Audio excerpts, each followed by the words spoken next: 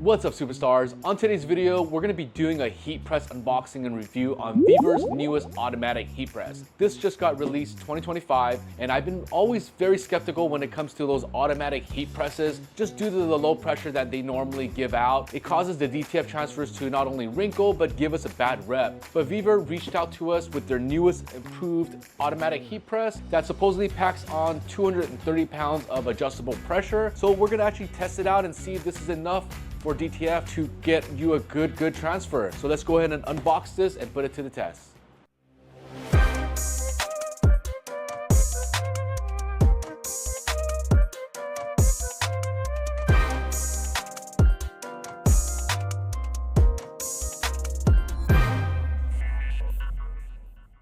All right, let's go ahead and do the unboxing.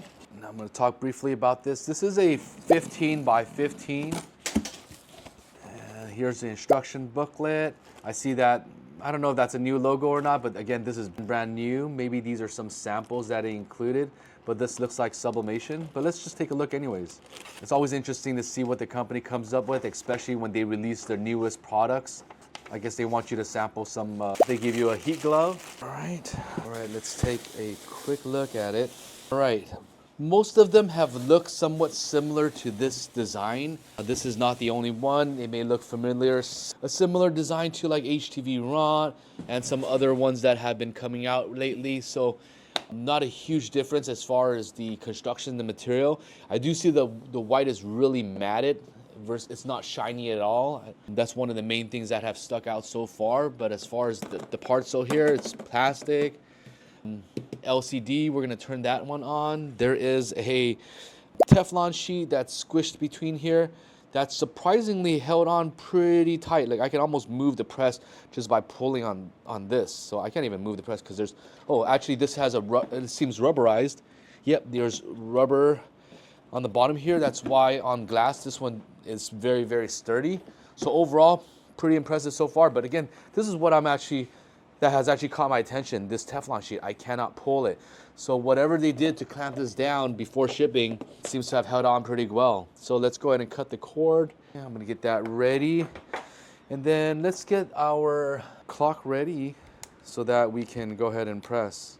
So what I'm gonna do is I'm gonna time this. So we're gonna try to hit 300 degrees, which is normally what we heat press at. So let's go ahead and turn this on. And then let's start this clock. It's already preset 300 degrees, it looks like. LCD is very clean. So far as what I'm seeing, this is the Teflon sheet that's included here. Oh, let me see, I think my clock stopped. Oh, no, so the display turned on. Let's see, I'll turn off the power saving, so there you go. Let's keep that there running. I'm just going to look at the mechanics here. So this is the slide out. Looks like there's a little sensor here that's visible. It does do a little clicking. I think that's so that it automatically comes down. So it's already at 91 degrees, slowly jogging ahead. Let's go ahead and play with some sublimation button. There's an HTV button.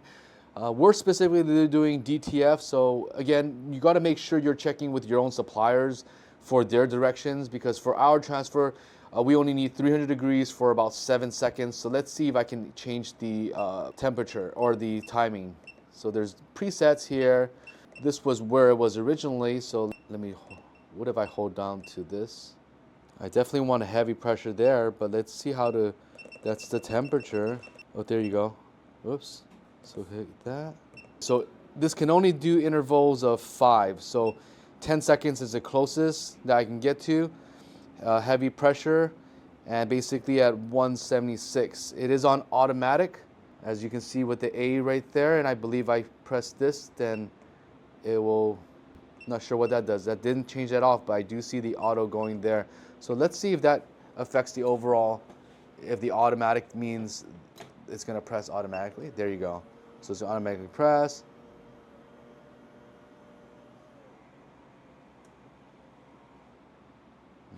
That's the first pre-press that we were setting here. So it's still warming up, but 203 degrees. Has a beep automatically. So far it rises pretty quiet and pretty smooth. So let's go ahead and continue, and we'll resume once we're closer to 300 degrees. All right, guys, it's been 4 minutes and 22 seconds. We're at 283 degrees. It's going up pretty quickly right now. So we're almost within the 300 range, and that's still within 5 minutes, so rather quick. 94, 91. See, I see it juggling back and forth, so it's turning on and off, kind of juggling between there, but we're almost there. It's pretty accurate. I can hear the sound of the heating element. There you go. Almost there. Basically 5 minutes, guys, that it hit 300 degrees. But what I was mentioning is that I hear it going on and off. I can hear it warming up, turning off, warming up. So it's pretty sensitive. It's not like it's just turning on for a while and then cooking up to like 300 something degrees. It's actually turning off just right before, right underneath. That's what it sounds like to me, but I could be wrong. But let's go ahead and check the temperature. All right, guys, I've got my infrared gun right here. What we're gonna do is test the temperature underneath of the heat press to kind of see the temperature range. Keep in mind, this is not 100% accurate. There isn't a Teflon sheet underneath. It is bare metal, so you're gonna get a more accurate number, but again, it's not 100%, so just kind of keep that in mind. But it kind of gives us the range. So I'm gonna start off right at the very middle, put them both together, and it is at 302. So that is pretty accurate, like right in the middle right there. So let's just start off going clockwise. So that's 280 in the back right there. So a little colder, but I've got a corner of about 282, 83, 307, 315, 306. Let's go ahead and change to this side. 312, 307, 283, 282, 290, 295, 296. And back to the center at 301. So not bad. We'll talk about that a little bit later as well. All right, guys, so the next one is one of the most important, which is going to be the pressure test. We want to make sure that there's enough pressure so that the DTF is embedded into the t-shirt. And we're going to do that by testing with dollar bills. It's a dollar bill test. Now, briefly, before I get right into that, just want to talk a little bit about the buttons here. There are different modes. So let's go ahead and take a look. The initial one that we started off with was 300 degrees, but it was for 30 seconds. You've got an HTV automatic mode for 20 seconds at 320, which increases the pressure. And then you got a sublimation mode for 40 seconds, 295. And then you've got mode A and mode B, which you can automatically set, which are a lot higher and a lot longer. But again, for us, we set it all the way down to only 10 seconds at 300 degrees, which is sort of suitable for our DTF. So don't always just get it mixed up by using this one. It's not always completely right. 30 seconds for our transfers will be way too hot and you would actually melt your transfers. So make sure you guys are looking into that. Now let's go ahead and get started with the dollar bill test. Now what we're going to be doing is we're going to be doing dollar bills all around the heat press. If you're not sure what that does, is basically it tests the pressure that's around the heat press and shows if there's any weak areas that the dollar bill just pulls through or not. So that's what we're going to be testing. I'm going to test out all 4 quadrants, the top, and then the sides. All right, I'm going to give it about a half of the dollar so that gives it a good enough grip. I hear it click. So actually I turn off the auto. Oh, there you go. That's a click. It's going to automatically tug. So let's start off with this corner right here. Once it's clamped down, it's heavy pressure, it stopped clicking. So I'm tugging it. It is pretty tight. Tight, tight, little loose. Timer's on again. So let's go and try that again. It automatically goes up. I'm going to put this one back down. I should have set it actually longer than 10 seconds, but it's fine. Going to give this one a shot again. Still a little move. This is tight, tight, tight. Okay.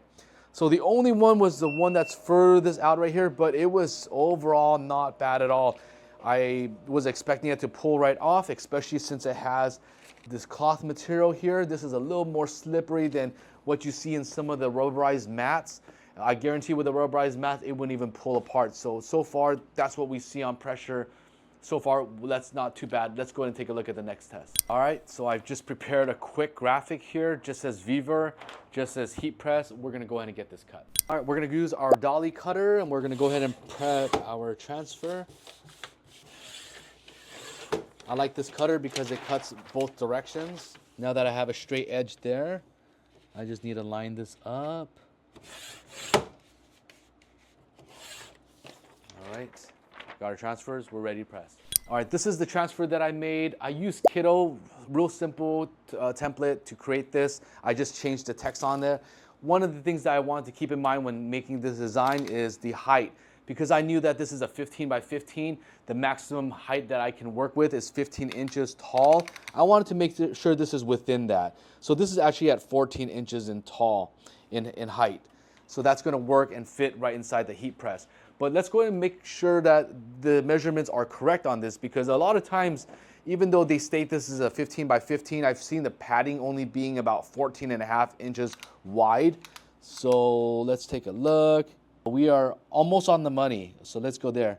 Yeah, almost on the money, 15 inches. They actually advertise and they actually make it 15 inches. So the padding is actually 15 by 15. So that's pretty good. The gap of the overall press, let's do that while it's clamping down. From here to here is only 14 and a half inches tall. So it's very, very slim and compact as far as that goes. The overall length of this press is about 21 inches. The pullout is very, very smooth. And lastly, let's go ahead and talk about the gap right here. So you've got about 1.5 inches between the padding and the top. So you can fit some pretty thick material in there. To do a hoodie, I would probably flip this around. Now let's talk about the shirt that we're using. So this shirt was sponsored by Smart Blanks. This is the same one that I'm wearing right here, UH77. This is just a different color. This is actually the ash black version. The one that I am wearing is actually the space gray. So this is the ash black, and this is 100% cotton. It's really nice, relaxed fit, really a nice type streetwear shirt where it's not really soft. But you've got a good print that can fit right on top of it. Now let's go ahead and pull this out. I'm gonna go ahead and do a quick press. So let's go ahead and lay here. Now, pre-pressing is something that you can do it, you don't have to do it. Is it recommended? It is, but do we always do it? Probably not. But I just want to show you that you can easily press a button right here to stop it in case you're just doing a quick pre-press. Now that it is aligned right here, I have the neck collar up there. I'm just checking the side seams to make sure that everything is nice and fitted. Then I'm going to grab my transfer. Let's go ahead and fold this in the middle so that we can get the midpoint, and then it is almost ready to put on the shirt. Now keep in mind, because this design here, I pulled it the collar, I actually want to pull it above the collar so that I get at least 2 inches from the collar and the design while it still fits there. You know, I don't use these presses on a daily basis, so this is not normally how I do production, but just for this video's sake, that's what I'll do. So now it's nice and aligned now. Let's just go ahead and press it, and then once I click it in, the automatic should go down. Man, you can hear it. It really clamps down extra for like a good solid 1.5 seconds or 2 seconds even. So I'm gonna try to hot peel this right away. Usually if you don't have a good machine, then the hot peel is not gonna work well. But so far, not bad. It peeled fast right away. I'm gonna flip the same film over. I'm gonna do a second press for also 10 seconds. One thing I was also worried about is the 10-second press. I was worried that it's too hot, and when I peeled it, it wouldn't come off. But that doesn't seem to be the problem. It was just perfect. Okay, now let's go ahead and take off the transfer film, and I'm gonna closely inspect the design. Here is an area that did not line up very nicely. It actually folded in. Basically what happened is the transfer is maximizing this surface here. So even though this transfer here is like 14 and some change, because it was underneath here and I flipped it around, it actually did a crease and pressed onto it.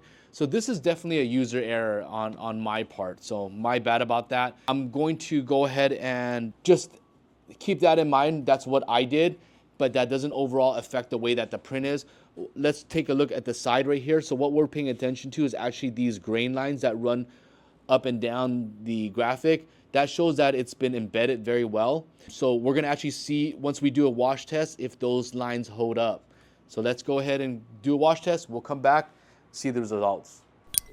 All right, guys, we are back. We've got the wash test results that you guys have been waiting on. This is again on a 100% cotton tee from Smart Blanks. I didn't wash it inside out. I just threw it in the wash, washed it on normal, on hot. I didn't do anything that I normally wouldn't do during a wash. Let's go ahead and take a look at the results. Okay, the first thing I'm gonna point out is the area that I messed up on. Again, this is a user error, not from the heat press. Somewhere down the line, it got folded and creased.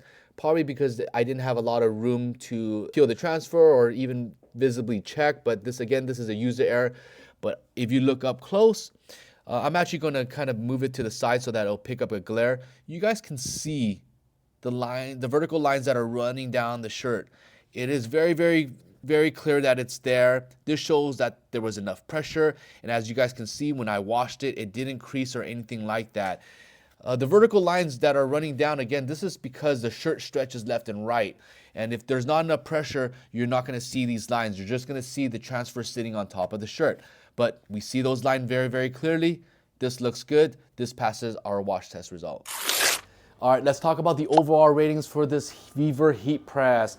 Now, between 1 to 5, 1 being on the low end, this one's gonna get a 4.8 star out of 5. That's pretty high. That's an excellent heat press, especially for something in the budget series. This is a good heat press that we definitely recommend. Now, the only minor deductions that I gave for this one is gonna be for the pressure on the top, as well as the visibility during the heat pressing session.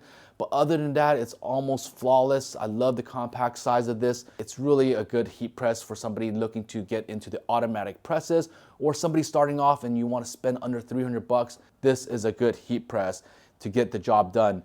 I was originally very skeptical about these automatic heat presses because I've tested a lot, and a lot of these have a failure point of the pressure just not being there. You're not able to adjust it. But this one, you're able to adjust it, and it has good pressure.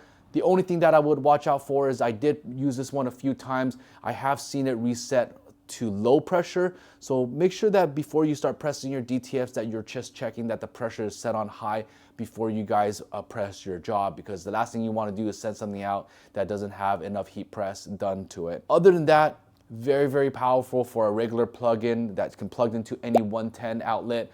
It's just an overall good press. As of today, it's actually only $239 from Vevor. It's available in 3 different colors. You got your teal, you got your pink, and of course your white. Other than that, I think that this is a good press. And if you guys have any questions, again, the link to the product is below, or you can ask us. We'd love to answer it for you. We've been testing heat presses for a very long time, and it works well with our DTF transfers. Our transfers only press for 300 degrees for 7 seconds, hot or cold, and this works flawlessly for that. So if you need any DTF transfers, make sure you guys hit us up. We'd love the opportunity to earn your business. Until next time, I'll catch you guys on the next one.